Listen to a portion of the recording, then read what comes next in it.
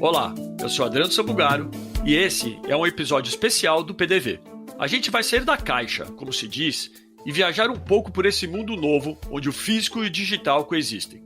O nosso guia nessa viagem será o designer e artista Marcelo Coelho, um brasileiro brilhante, premiado, professor do MIT e que tem seu trabalho exibido internacionalmente em museus, coleções particulares e milhões de produtos vendidos em todo o mundo. Em 2016, ele foi responsável por uma parte da abertura dos Jogos Paralímpicos, no Maracanã, no espetáculo que uniu bailarinos e tecnologia numa combinação perfeita. Nesse bate-papo que eu e o Gustavo Carré tivemos com o Marcelo, ele contou pra gente que a ideia do trabalho dele é unir o melhor do mundo digital e do mundo físico, e repensar o tempo todo as oportunidades de conexão entre as duas coisas. Soa familiar? Esse é um desafio com o qual o varejista se depara também todos os dias. Pense nesse episódio como uma conversa inspiradora, com um profissional que não enxerga fronteiras no que faz. Bora lá? Bom, primeiro começar agradecendo você, Marcelo, pela sua participação aqui no nosso podcast. Super obrigado por aceitar nosso convite. Eu vou começar apresentando você, porque designer brilhante, com um trabalho reconhecido mundialmente, uma trajetória da Escola de Cinema da USP, até ter se tornado palestrante do MIT. Então, de novo, super obrigado por enriquecer aqui o nosso podcast. Obrigado pelo convite. Prazer é totalmente meu de poder compartilhar um pouco do meu trabalho, do que eu tenho feito por aqui com todo mundo. Show. Ô Marcelo, eu queria começar aqui citando uma frase sua, que é com o meu belo inglês, I work in the intersection of computer and materials. Ou seja, você trabalha com a intersecção entre o computador e os materiais. O que me parece sensacional, né? Podia apresentar e contar para a gente um pouco mais sobre o que é esse seu trabalho? Posso, tranquilo. Quando eu digo isso, eu estou pensando um pouco nas realidades, né, do mundo digital e nas realidades do mundo físico. Se você olha para o mundo digital hoje, tem várias coisas que são super legais. Você pode copiar informação, replicar, correção de erros, transmissão de informação. Tem várias vantagens do mundo digital, que é o que fez o mundo digital ser tão interessante e útil para a humanidade. Mas, de certa forma, ele deixa para trás várias coisas do mundo físico, né? Tipo assim, entendimento que a gente tem da realidade material, como as coisas se comportam no mundo físico, as conexões físicas entre as pessoas, a habilidade de a gente trabalhar junto no mesmo local. E o que eu tento fazer no meu trabalho é trazer esses mundos juntos, assim, pegar o que tem de melhor do mundo digital e o que tem de melhor do mundo físico, colocar tudo junto na mesma caixa, chacoalhar e ver o que sai daqui para fora. E como a gente pode, de certa forma, repensar, né, um pouco essa divisão entre o digital e físico, oportunidades de conexão entre os dois, como que a gente pode criar tecnologias que são, de certa forma, mais humanas, sabe, onde você vai querer estar mais envolvido em tecnologia porque a sua vida vai ser melhor com tecnologia e não sem tecnologia. Então, meu trabalho está muito nessa área. De alguma forma, aquela abertura dos Jogos Paralímpicos, né, do Rio, que você fez, tem um pouco disso. Tem um pouco, não, acho que tem muito disso, né, Marcelo? Totalmente, 100%.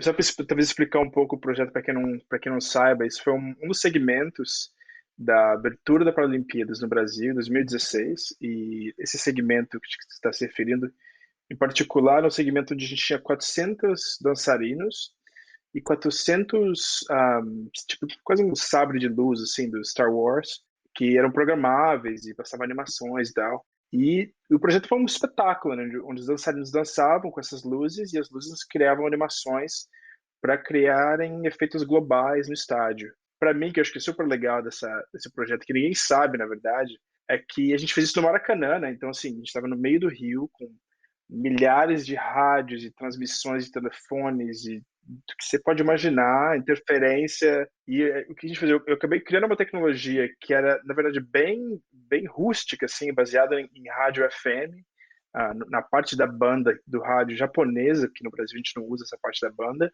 Eu acabei criando um modo de comunicação de rádio onde as luzes eletrônicas ouviam o mesmo sinal que os dançarinos ouviam. Então, assim, o rádio mandava o sinal, sei lá, pup, pup, e nesse sinal era usado para criar animação, para a animação passar, E os dançarinos usavam isso para saber onde ir para a animação estar no lugar certo, assim. Então foi uma comunicação meio que híbrida entre humanos e computador, assim. Sensacional. Que eu acho que é uma tradução da frase lá da interseção, né? Agora, quem não, eu vou até falar para os ouvintes, a gente vai colocar num link para esse vídeo, né? Para vocês poderem assistir esse trecho, que realmente é uma experiência assim incrível, né? Visual, né? E depois a câmera se aproxima, né? E você consegue ver as pessoas lá, os dançarinos, né? E toda a plasticidade ali dos movimentos e a tecnologia envolvida, né? Exato.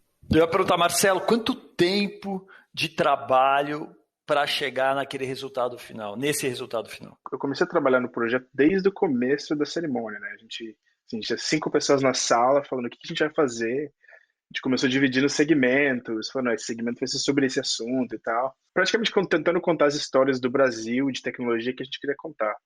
Então, acho que a partir do momento que, assim, beleza, vamos lá, vamos começar a fazer, até o dia da cerimônia, acho que foi no máximo uns 5 meses, eu acho. Pouco tempo. Foi muito pouco tempo. Na época, inclusive, foi quando minha primeira filha nasceu, então, assim, eu tava no hospital, Nossa. com o telefone, com o cara na China, falando, cara, como que tá a produção? Foi um negócio surreal, mas foi muito legal, cara. Acho que valeu a pena no final. Sem dúvida, pô. Queria falar com você sobre o projeto com o Vic Muniz, né, o Sandy Castles, né, os castelos de areia, né? Vocês literalmente desenharam não só um castelo, mas vários castelos, né, em um grão de areia, quer dizer, é isso mesmo, gente, que eles fizeram, tá? E mais do que isso, vocês combinaram uma invenção do século XIX, né, que é a tal da câmera lúcida, que eu descobri estudando ali, conhecendo o projeto, né, com uma tecnologia de altíssima geração, vamos dizer assim, que é o feixe de íons, né, que hoje se usa para desenhar um microchip, né. Conta pra gente, primeiro assim, que ideia maluca é essa, né, da onde que surgiu essas maluquices, né, e explica melhor, porque a minha explicação aqui foi bem superficial, né, explica pra gente o projeto. Esse projeto começou quando eu conheci o Vic, né? Na época, nem lembro que ano que foi mais, mas na época eu estava trabalhando muito com materiais interativos, assim, eu estava criando materiais tradicionais, tipo papel, tecido, e criando forma de colocar eletrônica dentro desses materiais. Então, assim, para você poder criar, sei lá, um livro onde as páginas em si possam ser sensores ou telas, ou pode saber se você abriu ou fechou o livro, esse tipo de coisa. E o Vic, obviamente, tem esse interesse, sempre teve interesse nessa ideia de percepção, de materiais, como eles criam imagens, a relação entre o micro e o macro, e como eles afetam a percepção da imagem, o que a imagem significa e tal. Obviamente que assim, a gente achou várias conexões entre o que a gente estava fazendo e começou a fazer brainstorming de ideias, de projetos. Inclusive a gente fez vários projetos juntos, né? Acho que meio que foi o primeiro, assim. E o Vic, na época, ele tinha feito uma viagem para a Europa, onde ele fez vários desenhos de castelos que ele viu durante a viagem, usando uma câmera lúcida, que é um instrumento tipo, do século retrasado. Ele meio que um bracinho com um prisma em cima. E quando você olha através do prisma, você consegue ver uma imagem que está na sua frente, meio que projetada num papel embaixo. Então você pode traçar a imagem, o que está na tua frente. É um instrumento que ele é praticamente pré-fotografia. Nessa época, as pessoas usavam isso para poder pintar, né? Então você traçava a imagem, daí você ia lá e pintava em cima para conseguir uma representação parecida com fotografia.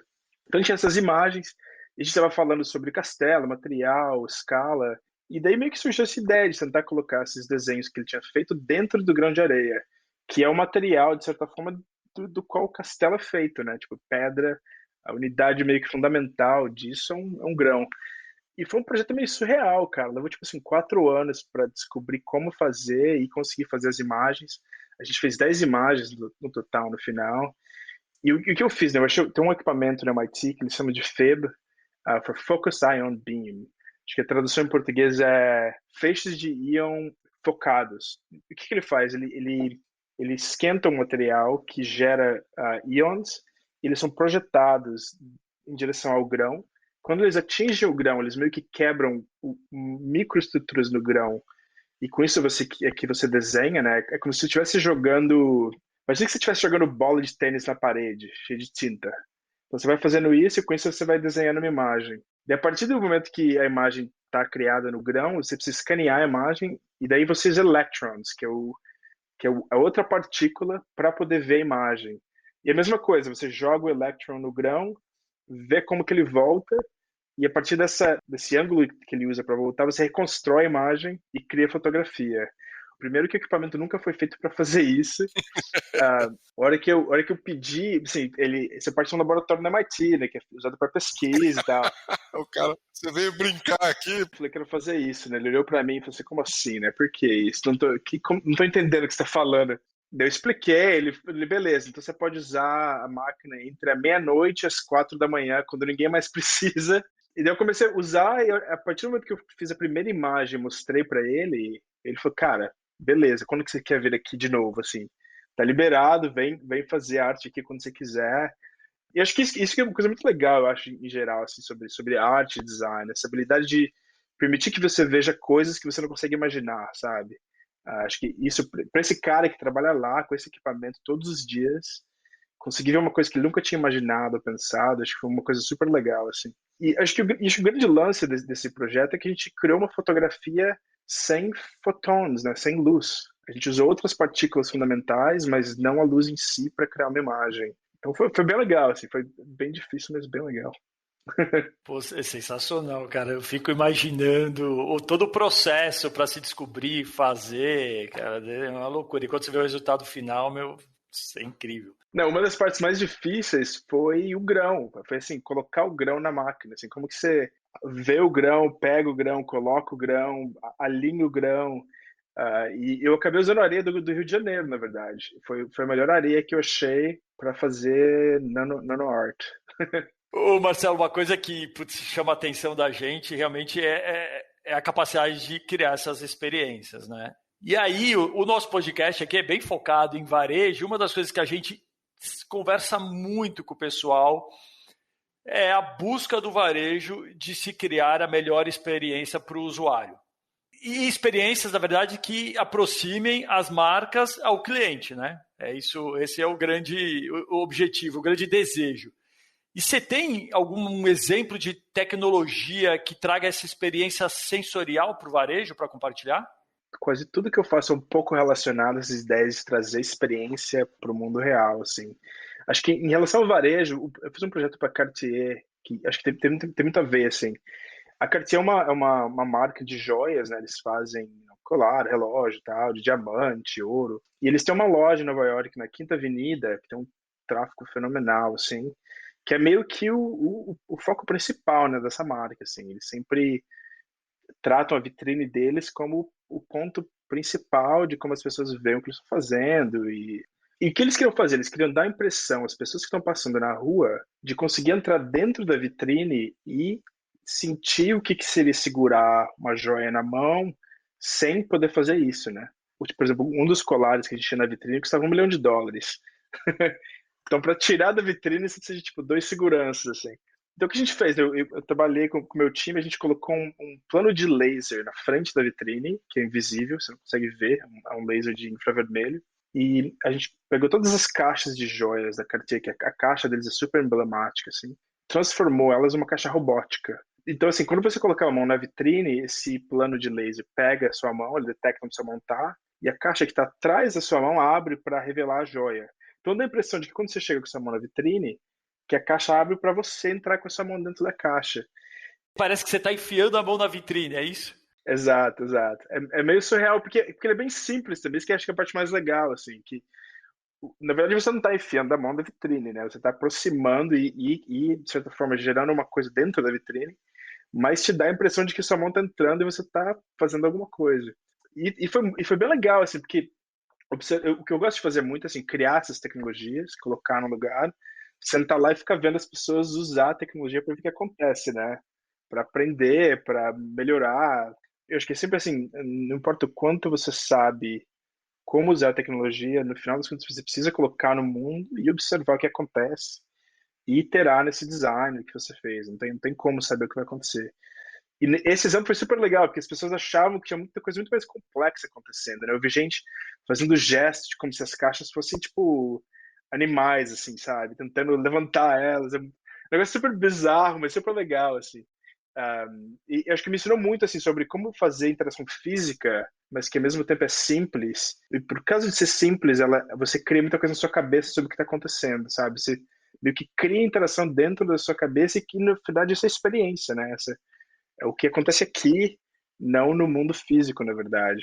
Então, eu acho que tem muita possibilidade para isso agora. Eu acho que o que está acontecendo agora assim, no mundo de varejo, de retail e tal, é que eu acho que os produtos estão virando produtos digitais, né? Se você vai poder imprimir produtos em casa, entendeu? Se você ir numa loja comprar uma coisa, não vai fazer mais sentido. Então, assim, ir numa loja, por exemplo, você vai pela experiência, não pelo produto. O produto chega na tua casa no dia seguinte. Então, acho que essa grande mudança que está acontecendo agora. Acho que tem algumas marcas que entendem isso, mas não está todo mundo lá ainda. Esse grande ano agora que a gente teve os últimos 2 anos, na verdade, de NFTs, para mim foi super interessante. Não sei se vocês estão seguindo muito o que está acontecendo nessa área. Tem acompanhado, mas está muito raro. As coisas acontecem a uma velocidade incrível, né? Eu acompanho, só me falta dinheiro para colocar. Não, o engraçado do que tá rolando agora é que, assim, tá todo mundo assim, não, mas vale a pena, que cara tá comprando a minha imagem, não faz sentido, blá, blá, blá.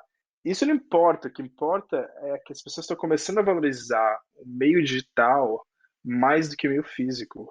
Então, assim, eu acho que o meio digital vai começar a ser mais importante em certas áreas e a parte física vai ser só uma extensão da parte digital.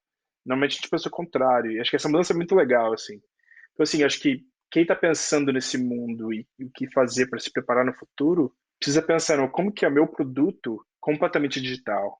Eu acho que essa geração mais jovem, né, foi construído na cabeça deles que para ele ter uma skin numa arma ou ter uma roupa ou um avatar, ele precisava conquistar isso, né?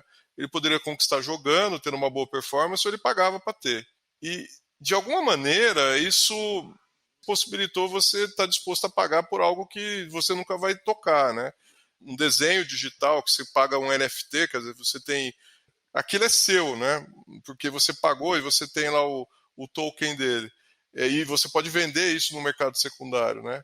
É algo muito, assim, de uma consciência de que você deve pagar por isso. Eu não estou dizendo nem pelo valor, mas assim, que as pessoas tomaram consciência que você deveria pagar e não simplesmente pilhar isso porque está disponível em alguma plataforma, né? Não sei se eu fui claro aqui nessa tentativa, Marcelo. Eu acho que é difícil ser claro sobre NFT, cara. Então acho que você fez um bom trabalho explicando isso agora. O que acontece? Eu acho que essa geração agora está tentando contar suas próprias histórias, consumir essas histórias, compartilhar suas próprias histórias. E acho que para essa geração as suas histórias são digitais, entendeu? Eu cresci no Brasil, sou dos anos 80, cresci soltando pipa na rua, soltando bombinha, fazendo bagunça.